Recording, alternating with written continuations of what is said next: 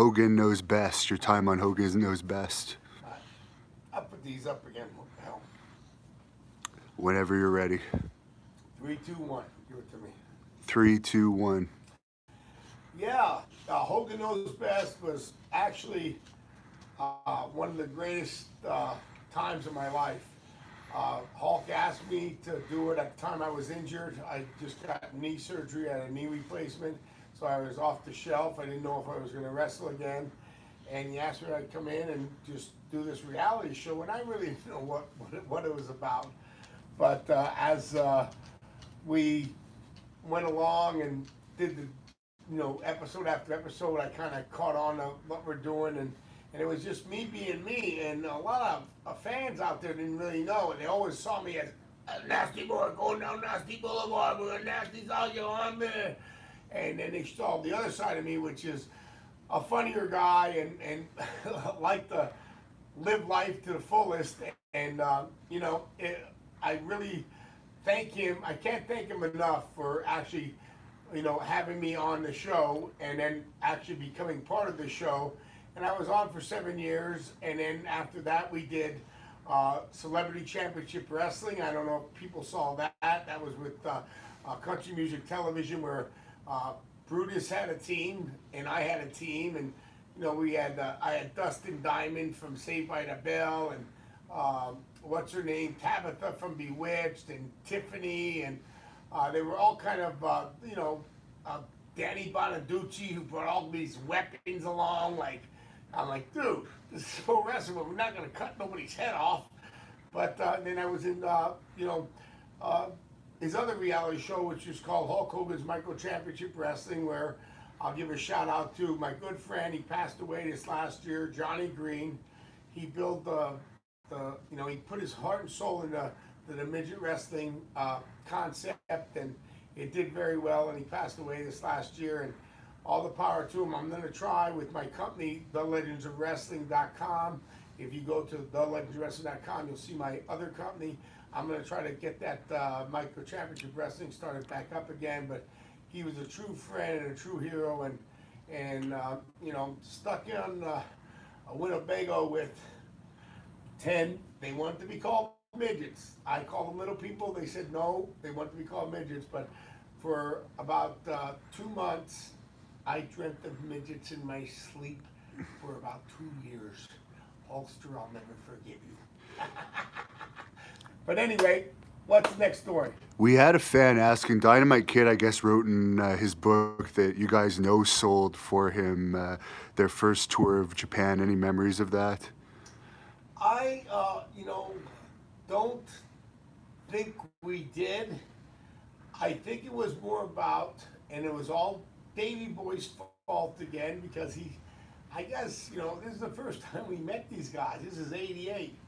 But we all came in and flew in, and everybody was around at the hotel bar. And a big tab was rung up, and Davey Boy grabbed us. Let's go out to the club. Let's go out to the club. Let's go out to the club. And we went out to the club, and we didn't pay our tab. So Dynamite looked and was furious, saying, these young fucks think they're going to fucking walk out on Dynamite Kid and have him pay for their tab when they're nobody. To who are they? Ba ba ba ba ba. You know what I mean? But we never did not sell for them. That is untrue. That is definitely a false. If he wrote that in the book, I don't know why he would have, because I still was friends with him to the very end, and because of Bret Hart, my good friend the Hitman, and Harry, who saw Dynamite at the end. I mean, he was a true champion, man. He was a good guy. I mean, in 1992, I think it was, we were running the tour over there in 92 or 93, and me and Chief Jay, like I told you before, and Brett went to see him, and he wasn't living in the greatest section, but he was so happy to see us. So we invited him. I said, Dynamite, and Brett said, come out and come to the bar. You don't have to come to this show, be around the guys. And he came to the show that night, and he broke down, he cried. We cried with him, and he missed the business, and he's just a legend, and he always will be, no matter what any people say bad about him. They can go kiss my ass, because the Tommy Billington I know is the greatest person in the world, and was just a good guy, and I am, thank the Lord up above that I know him, and I got to meet him, and I got to be friends with him, and he actually put me and Sags in there at the Nasty Boys meant something to him, because I'm telling you, that trip in Japan, he ribbed us every day. He put ashes on top of our head. He would smoke cigarettes all the time. We were his human ashtrays. We didn't even know it. Our hair would be burning and we didn't even know it, but he'd pull so many ribs on us. He would call Abdullah the butcher at all hours of the night going, heavy champ. I mean, it was classic. But anyway, love you guys, but Dynamite Kid is the tops with the Nasty Boys. And someone's asking, what's your opinion of Brian Pillman's tough guy reputation? It's not. Brian Pillman was a great athlete. He wasn't a great fighter. I mean, if you could have saw him and Tom Zink fight, it was like two broads fighting on a Sunday night, you know. But I'm not cutting him down. So I don't want his son getting mad at me. Brian is a true professional, and actually, anyone that did what he did play for the Cincinnati Bengals. You know how hard that is to get in the NFL, and then he was a superstar in pro wrestling. He had the talent. He was a great person, and he was a great friend. He stayed at my house on different occasions back in the 90s. And I met his son just recently, and he's a spinning image of him. And nobody can replace Brian Pillman either. He is a, you know, he's a guy that was brought up in the right way. You know, up in the Calgary section of, you know, you get brought up by Stu Hart, you're going to get brought up the right way. And so, no ill wills ever. But fighting-wise, no, not as big, okay? I mean, he might have been able to fight, but I saw him and Tom Zink in a fight, and it's not nothing to be bragged about. It's not like Tyson in the ring. But anyway, thank you for that question or answer. Someone's asking if it's true that you punked Matt Damon at a bar in Boston.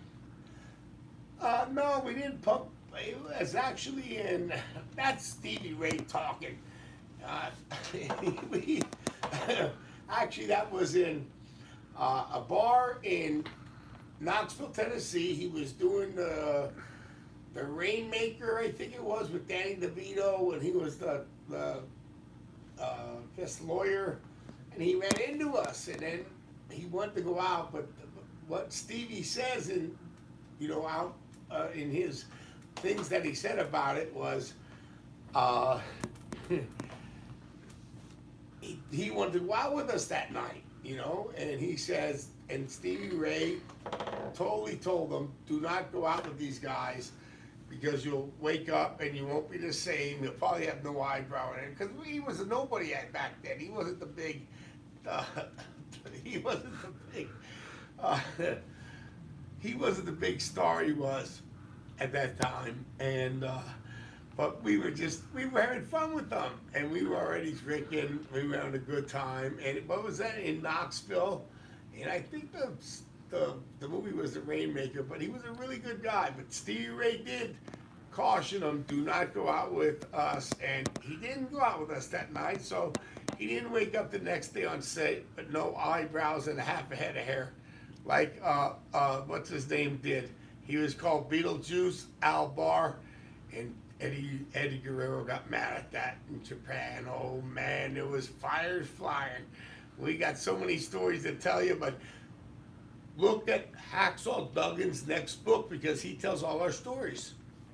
And last fan question I'm going to ask. We might do another one at another time, but for now, oh, actually, here's throw a few more in there. What the hell? I'm here. Let's go. All right, weed or beer? A fan's asking you, weed or beer? Weed or beer? I don't know what that is. Is that a wheat beer? Weed, as in marijuana, or beer? If you had to. How about everything?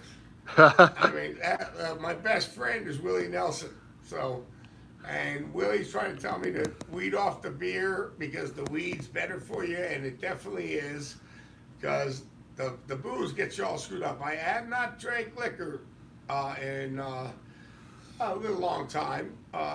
Not that long, about a year or so, but I'm drinking beer again. I stopped everything for 4, 5, 6 months. And now I'm drinking beer again. As you see, I gained my weight back. I lost 100, I gained 90 back. What can you say? Once fat, always fat. I'm a nasty boy. What are you going to say, baby? There's only one way to be. Live in Nastyville, and you don't have a time of your life because every day's a Friday and every night's a Saturday night. Someone's asking who came up with the pit stop. I think I answered that before. Actually, me and Sag were rumming stuff around, but the guys who helped us were Adrian Adonis, Roddy Piper. Them were the two best right there, and also another classic, Bob Orton Jr. And we were riding down the road with them guys in AWA days in 1988, I think it was. And then when we hit 1990, we had a lot of run-ins. You don't know, nobody knows the run-ins we had. There was old guy, young guy feuds in different situations. Back in the AWA in the 80s and in the 90s, there was, and me and Piper went at it, you know. So all you got to do is go back to the WWE network and look at the, introduction speech by Flair. And what is the last thing he says? Brian Knobs, where are you? You know, and just listen to that, because that's the truth, man.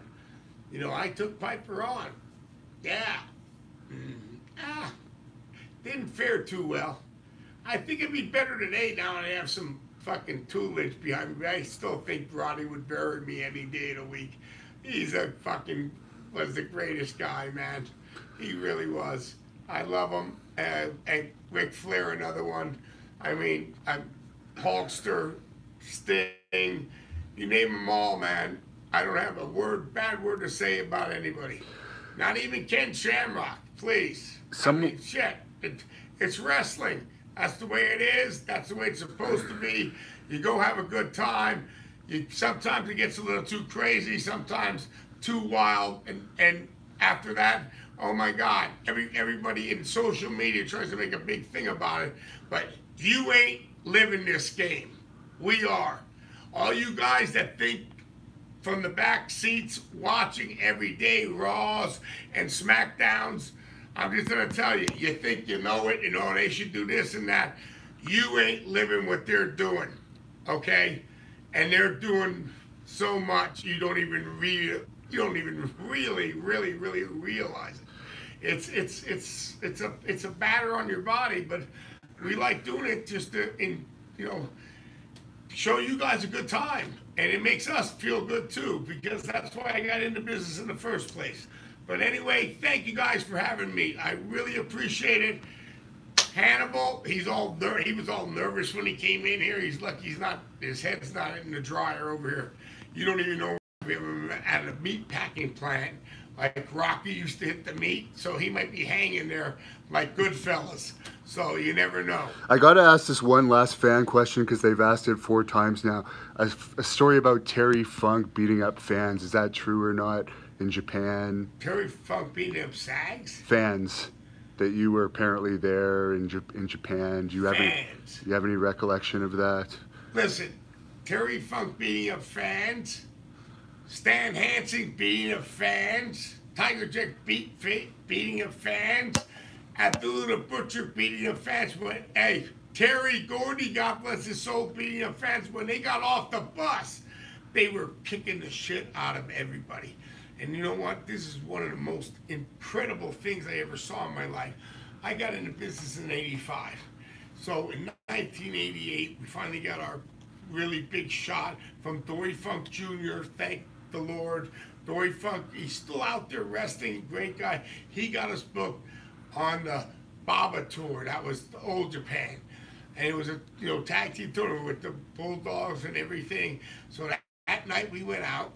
And here we are, and we're me and Sag and Terry Gordy, and I think British Bulldog, Davey Boy Smith. There were a couple other guys on there, and the whole elevator was filled. It was filled with customers going up to this club, I guess. And Terry Gordy just grabbed them by the head and the hair and went, "No, get out of here!" Boop, boop. He cleared that elevator out. My eyes were open going, "You can do that over here? Are you kidding me?" That was before you could sue over in Japan. Now you can't do that no more. So anybody that's listening, you can't do that no more. But back in the day, you could. And he threw everybody out of the elevator, and we had the first class treatment right up to the bar, and we were styling and profiling. Like I said, every day's a Friday.